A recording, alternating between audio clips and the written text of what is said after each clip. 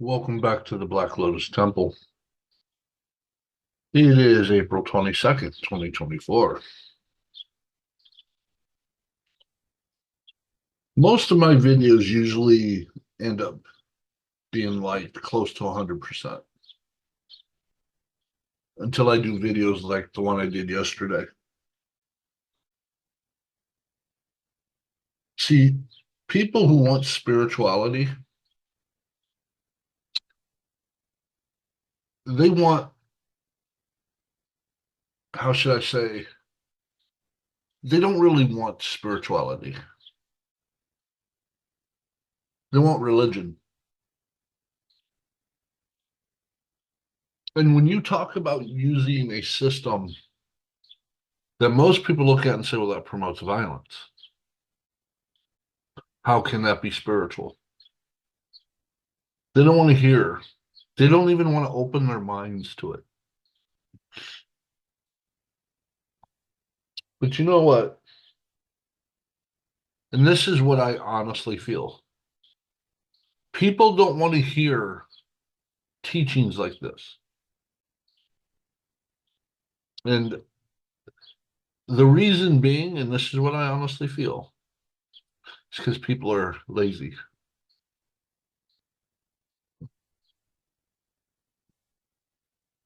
People know that in doing the martial arts, it's going to hurt. And it takes time. And it takes a lot of time to conquer your body, to get it to do exactly what you want it to do. And to be able to combine that with mental and spiritual aspects. Americans look at that and say, oh, bullshit. I don't want that. I want my religion, and I want to go home, watch my TV.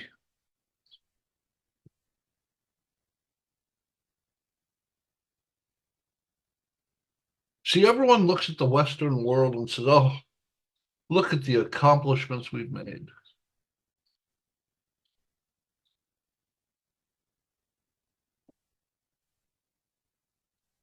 Look at the great things we've done.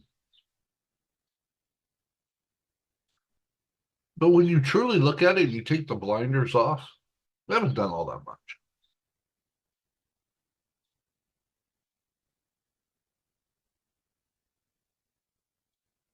We have forgotten the ancient ways. And for those of you who love the Bible, God tells us in the Bible, not only in the Psalms, but also in Proverbs, he talks about it. Go back to the ancient ways where your souls can find peace. The ancient ways.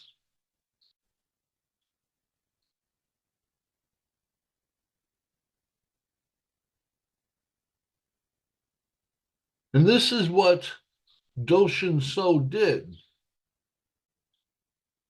He's the founder of the Shirinji Temple.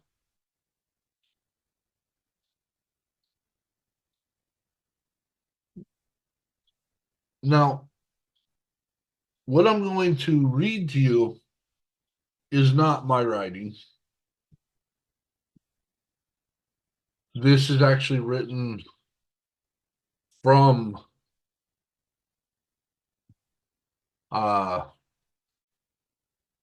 this is Doshin So's own teachings that are kept within the Shirinji temple. So I don't take credit for this writing at all.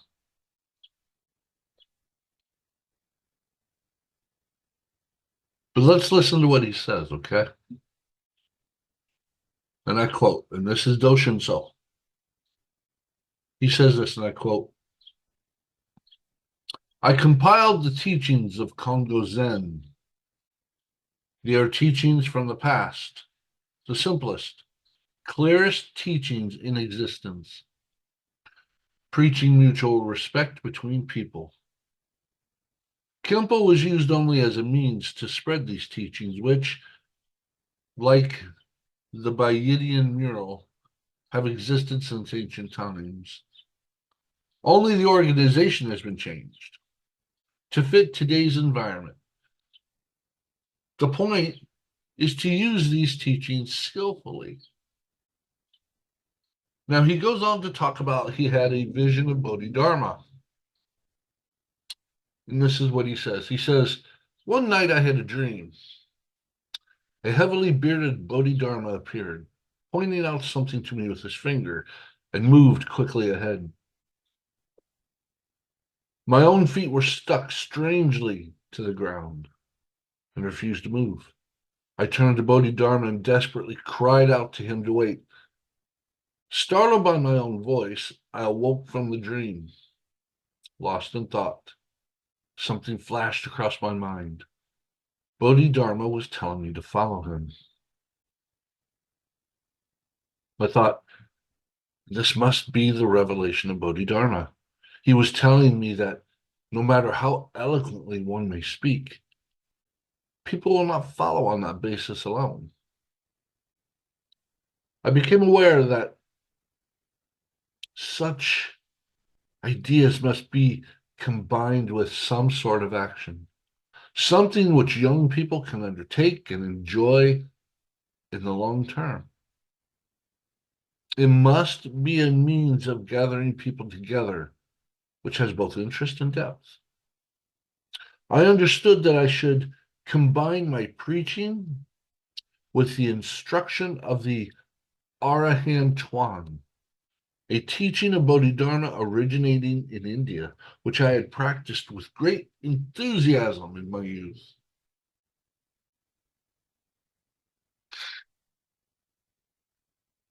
He goes on. It came to mind that the teachings with the most rationality, most steeped in humanity, and offering the greatest blend of material and mental peace were those of the Buddha, based as they were on the experience of many different ideas and religious wanderings. Now, I'll stop there for a minute. He says something interesting here.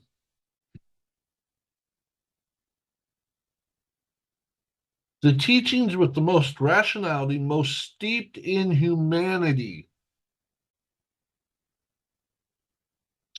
offered the greatest blend of material and mental peace. These were the Buddhist teachings. Now, so you can find these teachings also in Taoism. The sect I belong to is a sect that combines Buddhist as well as Taoist teachings, yet they're inverted.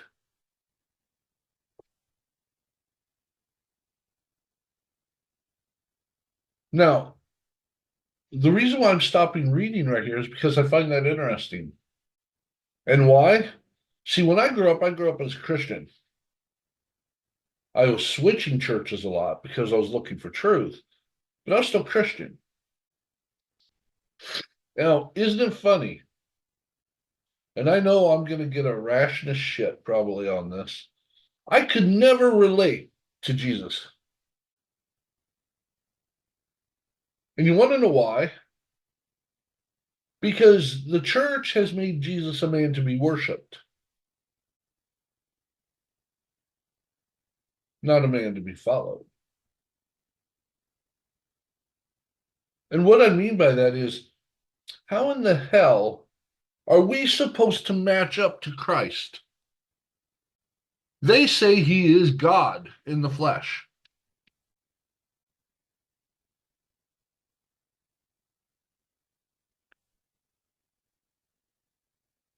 That's what the church teaches. I don't necessarily believe that, but this is what they say. So,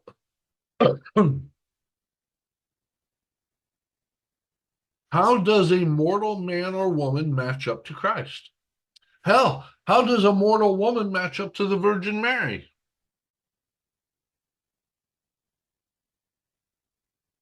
We're not God,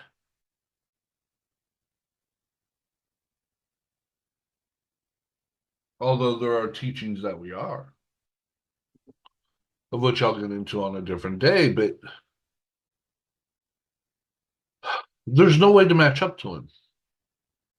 Now, the Buddha, you can match up to him. You can look and read his experiences, and you can understand what he went through because he was a man searching to conquer himself, searching for that ultimate perfection, that ultimate awakening.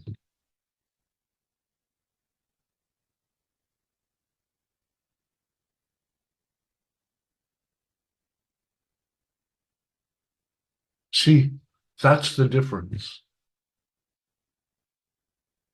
Now, see, Taoism's been around for thousands of years. Buddhism and Taoism both came long before Christ.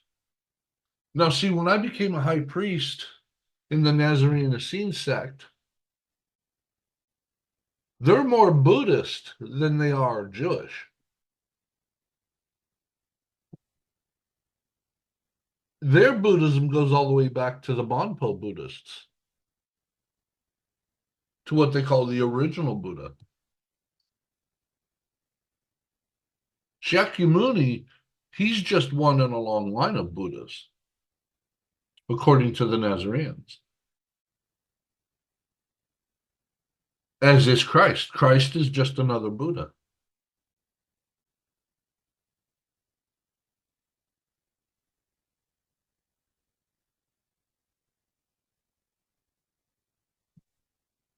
But anyway,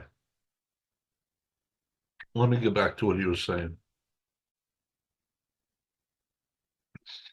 However, it was also clear that these teachings were not the same as the temple Buddhism, which was used chiefly for funerals, services, sutra readings, prayers. In my mind, says Doshin So, the correct teachings had to offer everyone a spiritual foundation in the present world, presenting the wisdom of the Buddha in such a way as to bring both physical and mental peace and guarantee a happy and satisfying life, both materially and spiritually. There was no trace of such an approach, however, in the organized Buddhist religious orders at the time. See, here you have this extremely religious and spiritual man, Doshin So, who's a very accomplished martial artist, wanting to give to the people a teaching that would improve their mind and their body, which would eventually strengthen their spirit. And here he is looking, saying, hey, temple Buddhism is different than what the people need. Now, see, I look at that and say the same thing about Christianity, Islam, any of the religions. They don't need the temple religions. They need the religion of the people. They need the spirituality that they can actually live by.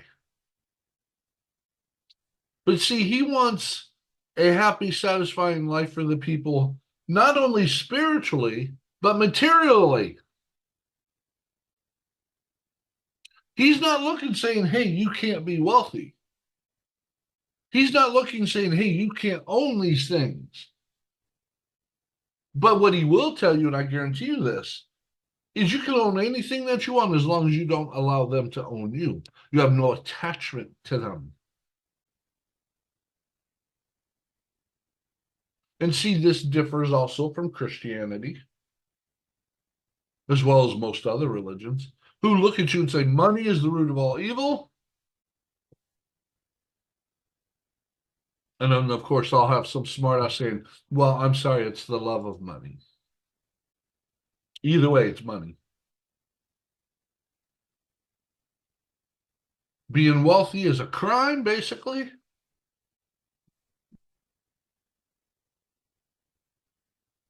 You look at the Christian monks, especially those on Mount Athos. They live poor. They survive by the skin of their teeth.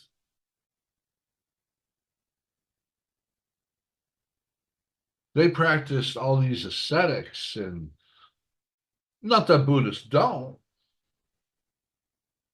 but most Buddhists who practice those type of ascetics are in temples. They're not everyday people who go to work, have to earn a living, have to fucking survive. So he's telling you, be spiritual, and yes, have a happy life, full of the materialism. But like I said, I guarantee you, in the deeper teachings, they're going to let you know, hey, own whatever you want, just don't be owned by it.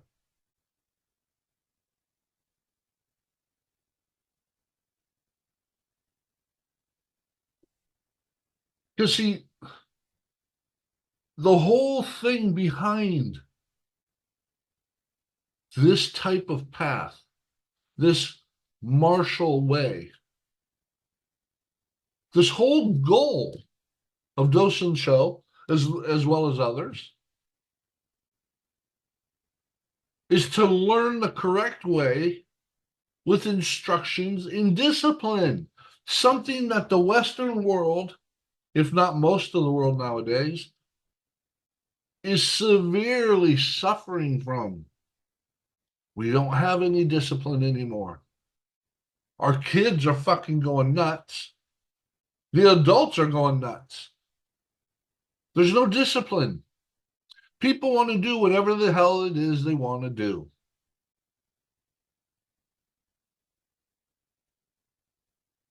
He wanted to allow young people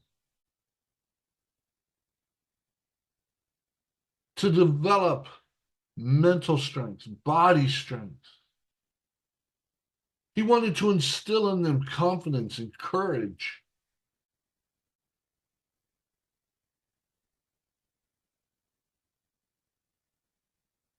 This is what he wanted. And in the end, these people would develop self-defense, which had increased self-confidence with it, improved health, and spiritual development.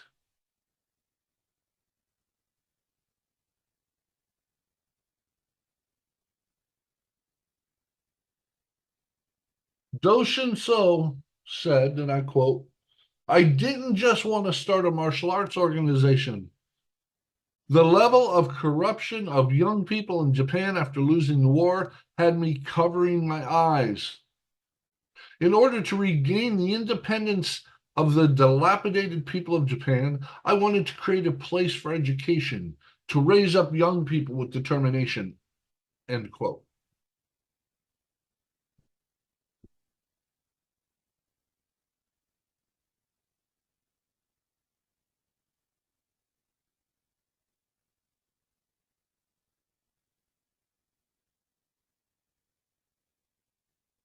And you know what? To realize his own thoughts,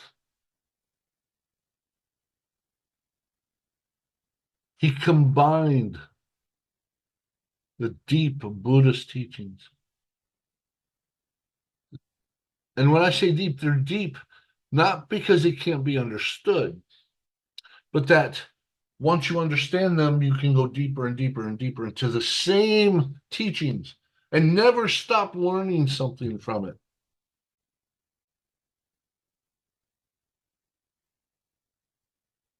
See, he wanted the Shirinji Kempo, as far as the martial art part of it, he wanted to use that to help make true leaders.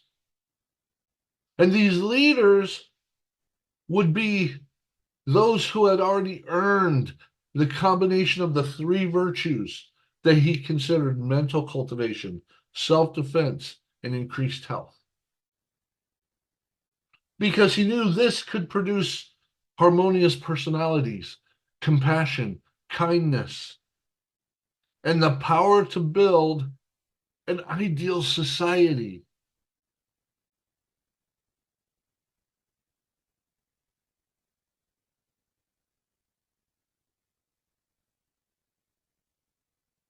He wanted to create a country by making men.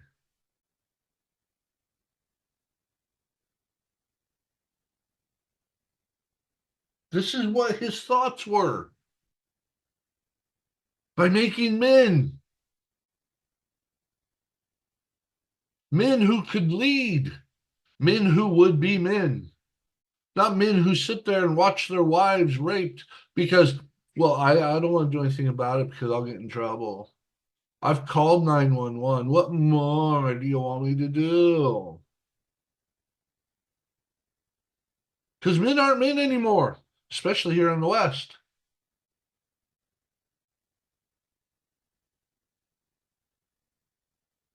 I want you to think about some of these teachings, okay? Self-establishment, which means he wanted the person to solidify themselves without depending on others.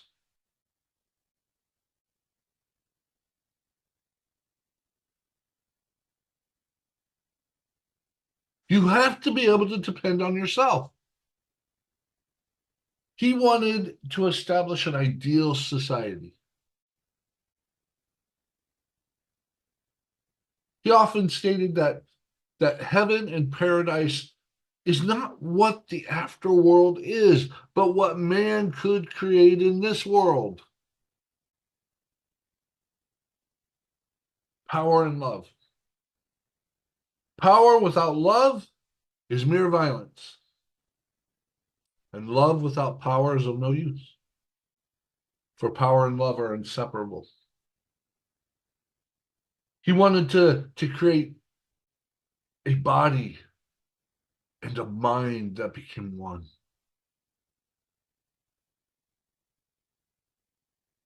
He stated the purpose of martial arts is to stop the dispute and to protect justice, and is not used to kill a person, because society improves by making good use of people.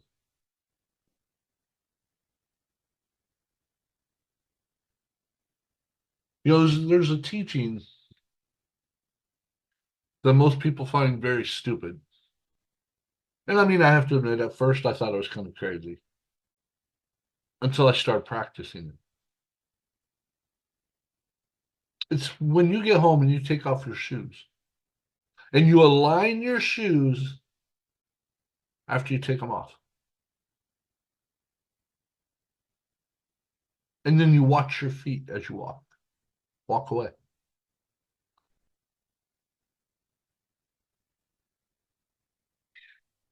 This is actually a very deep meditation, a very deep introspection of yourself.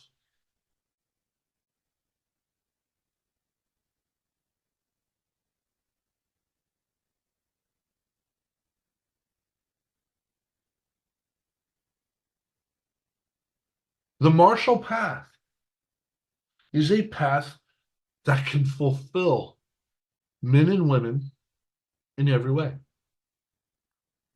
When you take young people, 5 years old on up, and you start training them in true martial arts, you're literally teaching them how to live. You're giving them tools. You're combining their minds, their hearts, their bodies.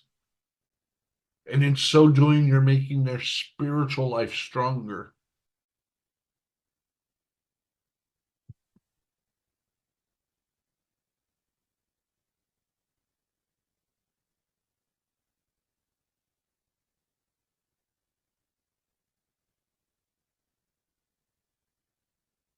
I haven't seen any church do that.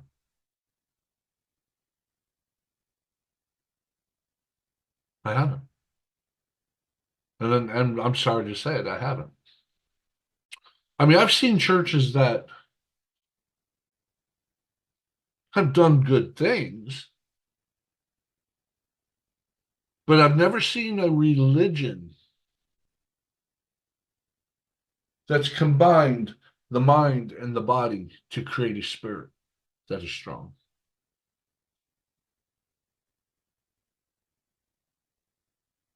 You know, you know, it's like I was saying, it's not desire that creates suffering, it's wrong desire. But see, we don't even train ourselves to look at our own thoughts. Every time we have a bad thought, oh, Jesus, please, Jesus, Jesus, oh, Lord, Lord, please, Jesus, please, please help me, help me, help me, Lord. And then we go, oh, Jesus, he ended my suffering. Yeah, for the next 30 seconds until the next thought arises.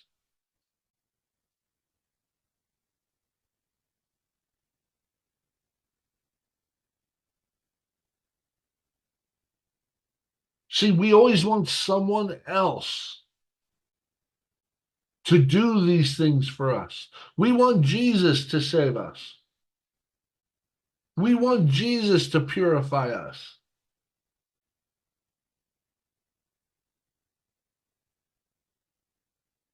And see, Christians don't say, well, he's God. He can do that. See, that's what I mean. That's why I could never relate to him. And how does a God die? Well, he wasn't truly dead. He had a body that supposedly was. How does a God die?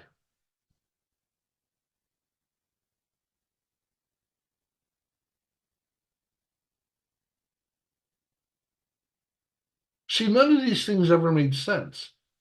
I just lied to myself. Even as a priest, I lied to myself because I wanted to help the congregation. I wanted to be a good priest to be able to help lead them. And yet I haven't seen them lead anywhere. And you know what? They don't need to be led. They can lead themselves if you give them the tools. The church isn't going to do that. Because if they give the people tools to lead themselves, well, I guess the money's just not going to be coming in every week, is it?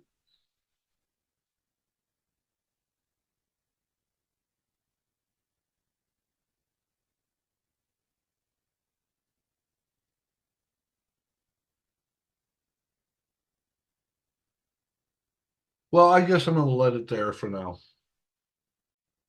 Leave me your thoughts. Let me know. Always like to hear them, good or bad. Like to hear them. Amen. So mote it be.